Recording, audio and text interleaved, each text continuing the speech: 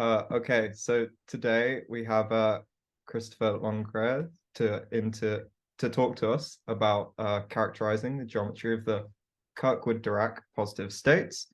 He did his undergrad at ENSRN and last year started his PhD at University de Lille. And I guess with that introduction, the virtual floor is yours. So yeah, first I would like to thank the organizers for giving me the opportunity to talk about my work with David and Stefan. It's about characterizing the geometry of Kirkwood-Dirac positive states, and this work is on arXiv. You can find it here, and it's a great honor to speak about that. But before we speak about Kirkwood-Dirac positive states, we will start with the Vigner function, because the Vigner function appeared a little bit earlier, and it has been studied a lot more than the Kirkwood-Dirac distribution. So we will start a little bit with the Vigner function and see what we can say about it and speak about it.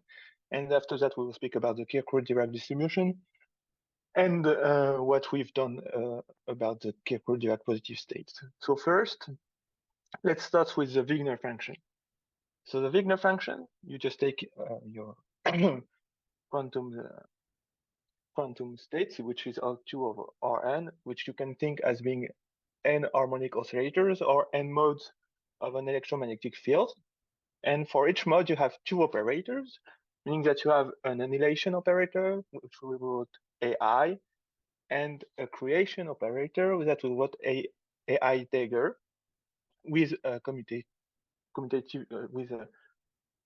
that do not commute, and we will have for each of them the quadrature operators, which are the usual position and momentum operators that are written here, xj being 1 over square root of 2 aj plus aj dagger, and for the momentum operator, we'll have pj, which is minus I over square root of 2 aj minus aj dagger. So this will give the quadratures operators, and this will help us to define the characteristic function of the quantum states, which is written as k of z, which is a trace of rho dz, and dz is written down there, is the n mode displacement operator. This is just saying that to a quantum state, you can associate a function, and from this function, we will say that we will have the Vigner function of a state, which is written there, which is given for alpha 1 to alpha n being complex numbers. We will have the Vigner function, which is in fact the inverse Fourier transform of the characteristic function.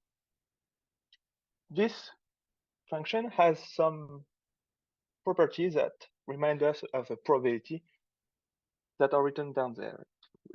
What is written is that if you just integrate this function over R2n, you get 1, which means that it could be a density probability.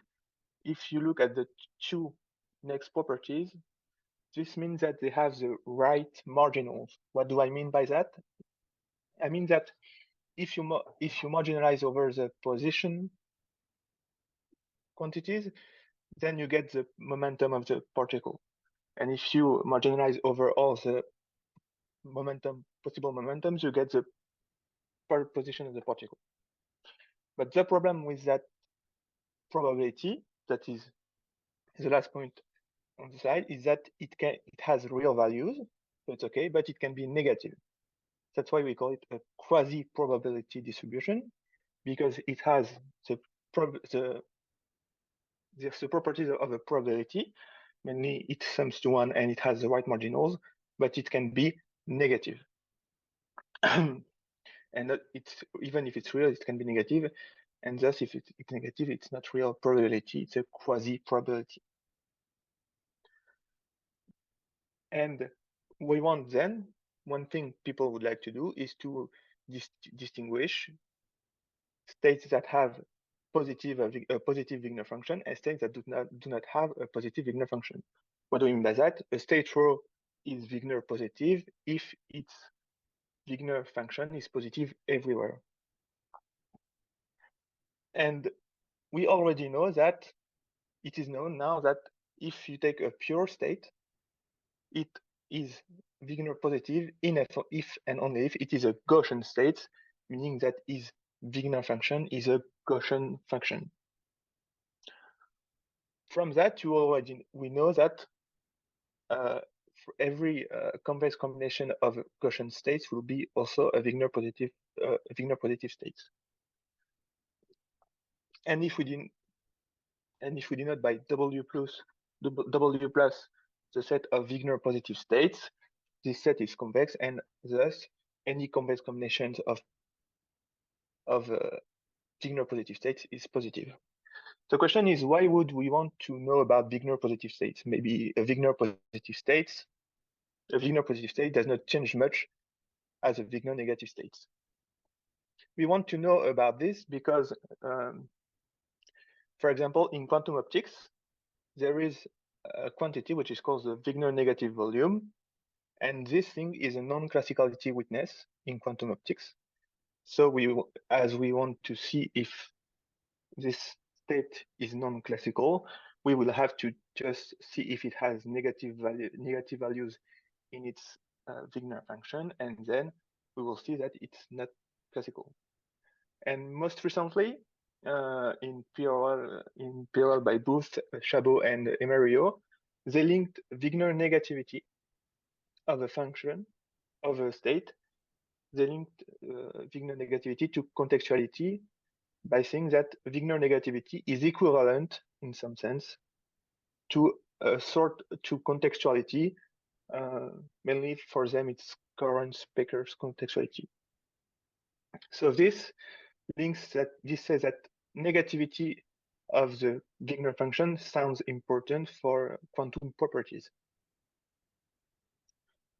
But still, what is difficult, even if it has been studied since the 30s now, so maybe for about 100 years, is that the characterization of the set of Vigner positive states is really difficult and is still in progress. There is some work by Serre and van Herstraten now, which tries to help to see that, to help to characterize this set of Vigner positive states.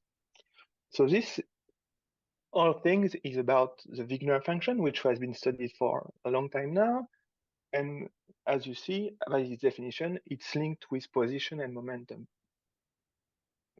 And mainly, this function is made for continuous variables and is also made, as I already said, for position and momentum. We will introduce now the Kirkwood-Dirac distribution, which is more flexible about it because it will be designed for finite dimensional spaces. And also you can do it with any two observables you have. So we will get to the Kirkwood-Dirac distribution now. So now my Hilbert space is just a finite dimension space of dimension d, which is just saying that we are doing quantum mechanics in finite dimension. And we have two orthonormal bases of H. Mainly you can think of them as being eigenvalues of two observables. Maybe you can write AI as being the eigenvalues of an observable A and Pj to be the eigen vectors of an observable B. And we watch Uij its transition matrix. And if you just want to think about it in dimension 2, maybe the simplest example is thinking as A being 0 and 1 and B being plus and minus. And if you think in higher dimension, maybe just think about the discrete Fourier transform, and U is just being the matrix you know about it. And from just this Hilbert space and the two bases, you can define the Kirkwood-Dirac distribution of a state rho, which is given by Qij of rho is a trace of rho B, the projector over Bj and the projector over Ai, which is written there. And what is important about it, as we already said with the Vigner function, is that First, it has the right marginals, meaning that if you sum over I, then you get Bj rho Bj, and if you sum over J, you get Ai rho Ai, which means that you get the right marginals. If you just sum over J, you get that you get what you think as being the marginal of it, and it sums up to 1, meaning that the sum of Ij of Qij of rho is 1. So this already looks like a probability. But as it's written here, it can be complex everywhere. So it's why it's called a quasi-probability distribution.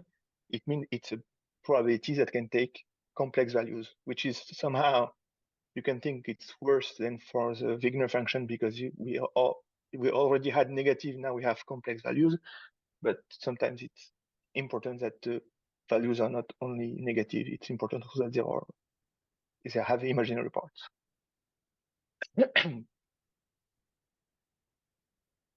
And thus, we will define, as we define Vigner positive states, we can define a KD positive state. A state is said to be KD positive if its Kirkwood-Dirac distribution is everywhere positive, meaning that Qij of rho is positive everywhere, and it has nothing to do with the positivity of the operator.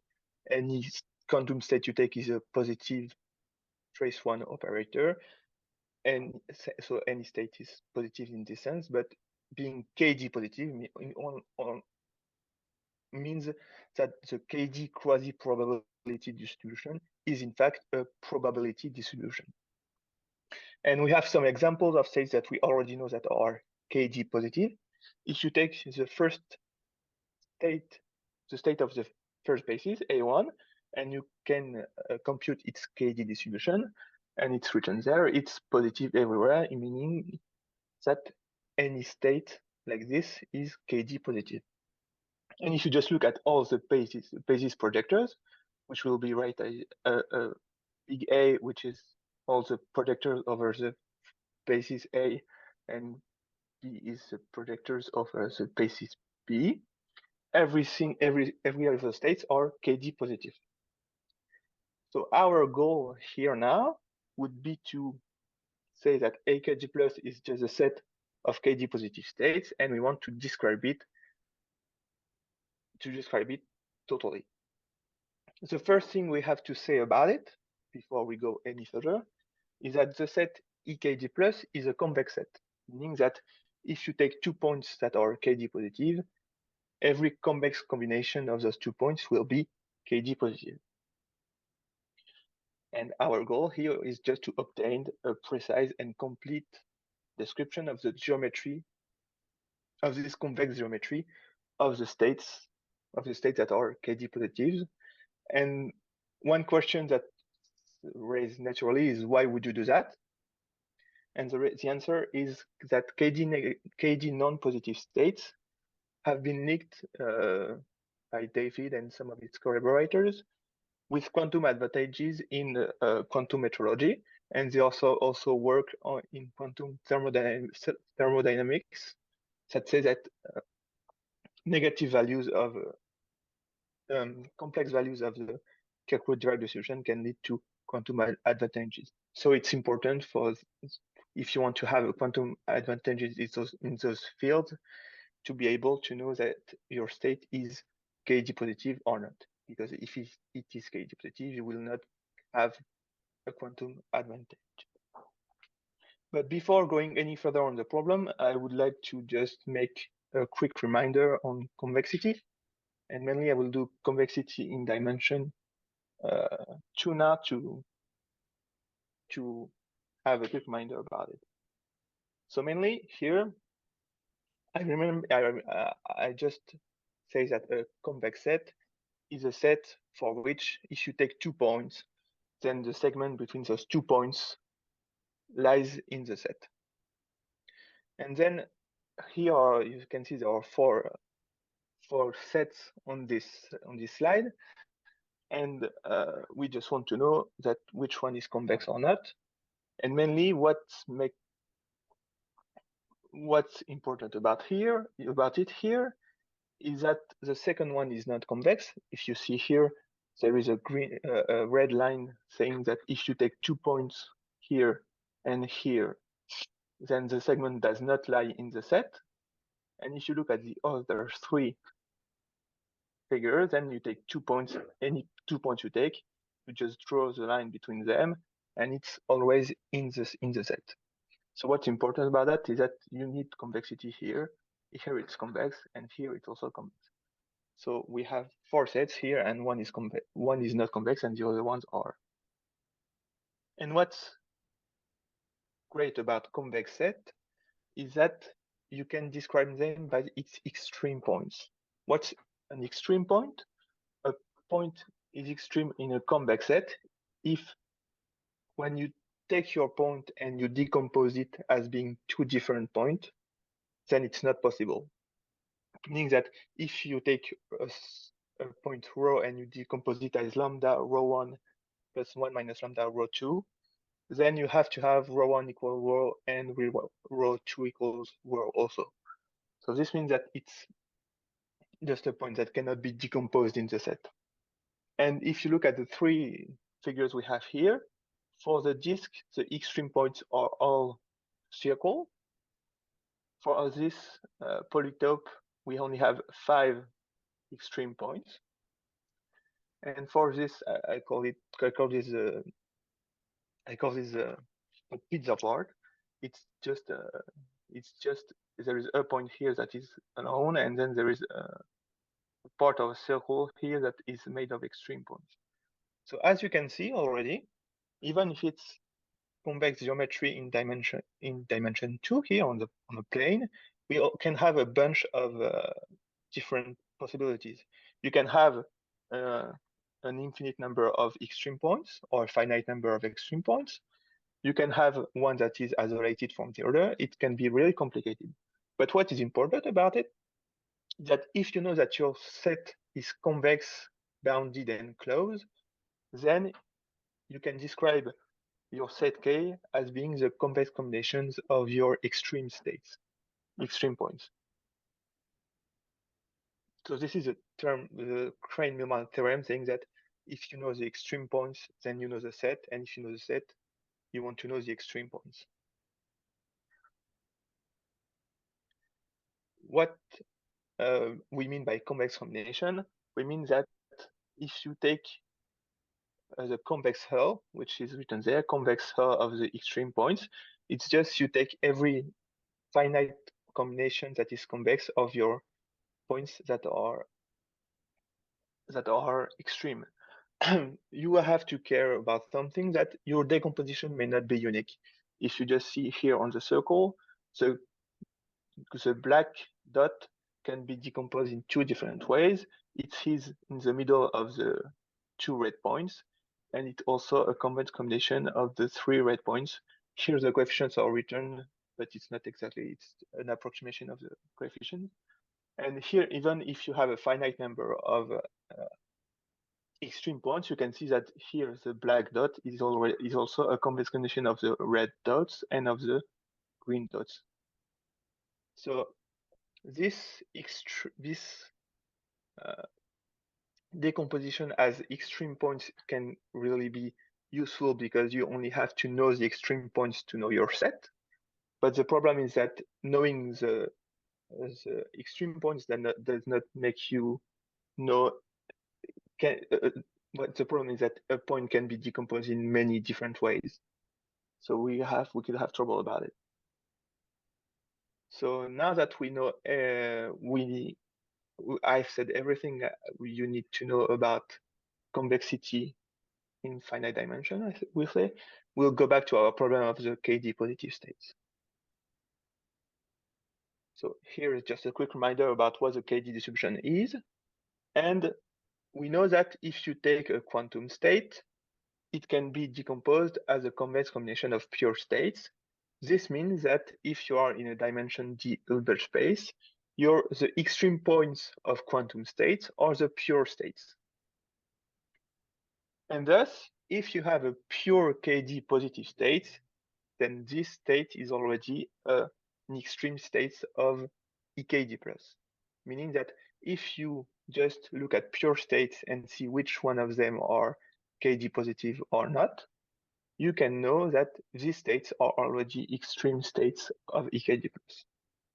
So we will denote by EKD plus pure the pure KD positive states.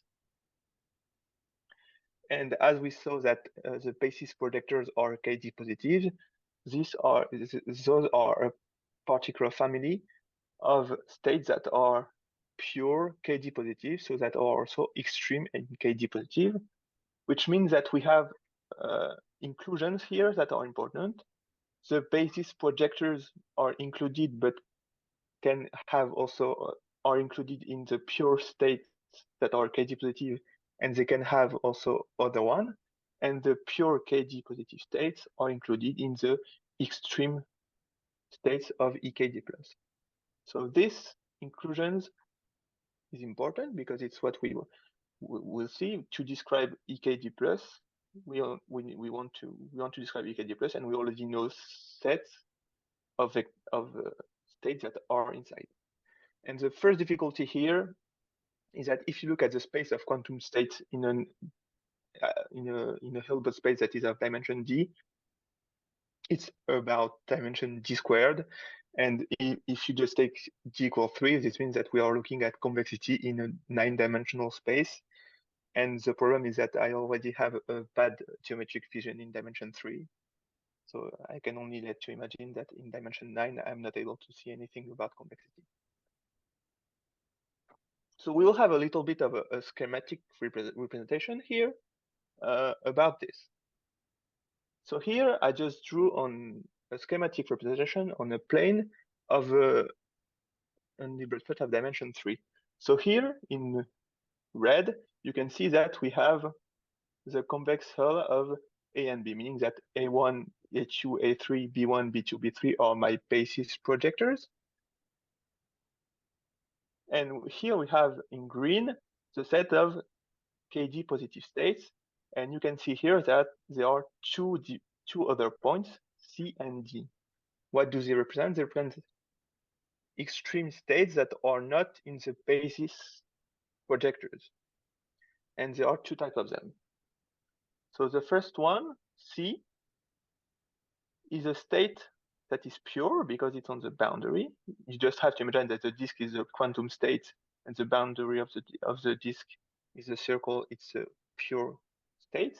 So C is a pure state that is KD positive, but not a basis projector. And D is a point that is extreme and not even pure. So the problem is now that you have two bases that are fixed. And if those two bases are fixed, you have to know if first points like C exist or not. And if they exist, you have to find where they are. And third difficulty is you have to know if there are mixed KD positive states or not. So you have to know if there are points like C, which are easier to find, and if points like even if you rule out the existence of points like C, you have to know if there is points like D that exist or not, and if they exist, you have to find them. So we have here a triple inclusion. So we have this red polygon, which is inside the green polygon. And we also have the blue polygon here, which is just the convex combination of the pure KD positive states, which we already know that are all KD positive.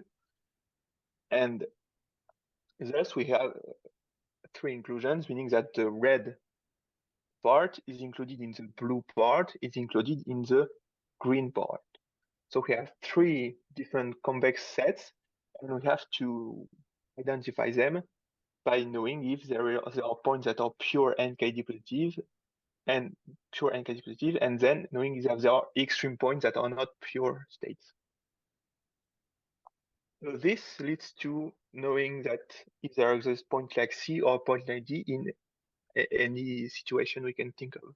So just to think a little bit about it, the simplest situation you can think of is that the points like C and D do not exist. If they do not exist, then we know that the red here, the red convex set is the same thing as the green convex set, and thus as the blue convex set.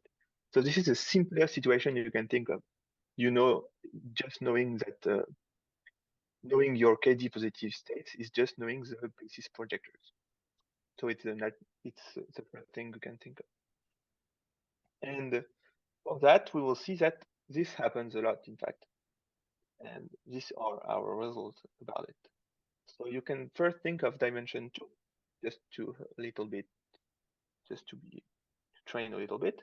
If you think in dimension 2 with the block sphere, we already know that if there are no zeros in your transition matrix, then the red convex set is a green convex set, meaning that the only KD positive states are convex combination of the basis projector. Here you can see there are two block spheres. The first one is about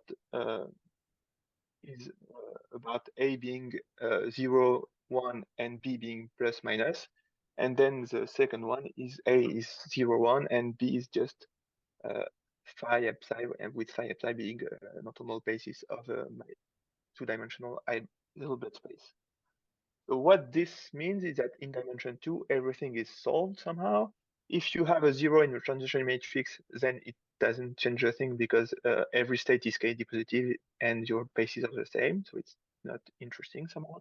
And if you have no zeros in your transition matrix, then you know that your KD positive states are the convex combination of the basis states. So this was just a little warm-up. It's little dimension, it's dimension 2. And we'll see that in dimension 3, it's already not that obvious now. Dimension 3, the first result we have is that you know that the red set is the blue set is the green set for an open dense set of dimension of probability 1. What do we mean is that you know that the KD positive states are the convex combination of the basis projectors with probability 1, meaning that if I give you just two observables randomly, and we'll say with probability 1 that if you look at the KD positive states, then they are the convex combination of the basis projectors.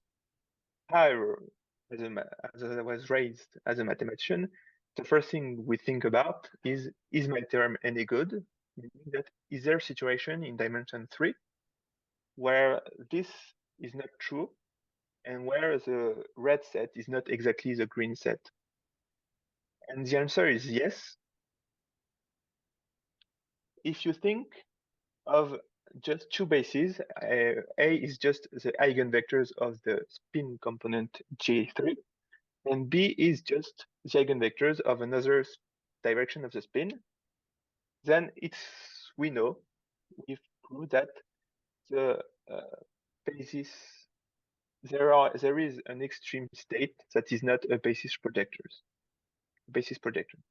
So this means that in this situation, there is at least one point like C and one point like D. We don't know if it's a C or a D, but at least there is one point like this. I think that in this dimension 3 thing, in dimension 3 there is a situation which it's simple because it's only a spin one particle, for which the red set is not a green set, and even you can go further by taking a special direction of the spin, which is written here. If you just think of A as being the eigenvectors of J3 and B being the eigenvectors of a spin direction with this direction, then we know that there is a point like C and there is a point like D. What does this mean exactly? This means first that there are extreme states that are mixed. Because when people first think of extreme states, they think of pure states. But here we have an extreme state that is mixed. And what does this extreme mixed state has as a property? This state is a state such that it looks KD positive, meaning that if you just take its KD distribution, it's a KD positive distribution. But if you decompose it as being a convex combination of pure states, as you can always do if you have a quantum state, then any of this decomposition will have a pure state that is KD non-positive. This looks weird. Like if you just take a state and you make state as a mixture, this state is a mixture of a states, but one of the states is KD non-positive, and at the end the state is KD positive.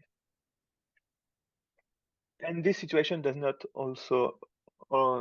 happen only in dimension 3. We've proved that it also happens in dimension 2 to the power of n, with n being larger than 2. So this situation is not just restricted to this dimension 3 thing. There are extreme states that are mixed in higher dimensions. And one last example that could be important now is we speak about the DFT at the beginning of the talk. Now we will see that for the DFT, we know things also. So the theorem says that we know that the convex combination, the Kirkwood-Dirac positive states are only the convex combination of the basis projectors for the DFT matrix in prime dimensions. So if you take a prime dimension and you have the DFT matrix, you know that if you have a KD positive state, then it is a convex combination of the basis projectors. However, for non-prime dimension, we already know, it's on our archive, that there are states that are pure and KD positive and that are not basis states, which means that the red set is not already the blue set. The question that could still stand is the blue set the green set? And we don't know about that. It means that for DFT, there are two types of situation. The first situation where you know that the red set is the green set, so meaning that the only KD positive states are convex combination of the basis states. And if you have a number that is not prime, your dimension is not prime, then you already know that it's going to be, it's not going to be that easy. Okay. So with that, what do you have to take home somehow? What did we do for now? We've identified situation where the problem is solved. You know that if you know your basis projectors, and you already know them because they are the eigenvectors of your two observables, then you know all your KD positive states. And this situation is the simplest possible, and it happens with probability 1 in dimension 3. We have also found situations where this simpler geometry is not the one that happens, meaning that there are KD positive states that can not be decomposed as convex combination of KD positive pure states. What do we have to do now? We have to prove, and we think it's true, that the KD positive states are only the convex combination of the basis projectors with probability 1 in all dimensions. This is a work in progress, and we hope to have it soon. And we also need to construct witnesses and measures for KD positivity, meaning that you want some quantity that does not need you to fully compute the KD positive state, but that can allow you to say that the state is KD positive. And before ending everything, there is a little review article that is being written by David and some of its collaborators about KD positivity and KD distribution. And if you want to know more about KD distributions, KD positivity, and where you can use them all, just stay tuned about it, and we'll give you answers. And with that, thank you for your attention. Thank you for the great talk, Christopher. I guess now we'll open the floor to some questions. And if no one has an immediate question, I had a question about the dimension 2 case. So when your transition matrix does have zeros,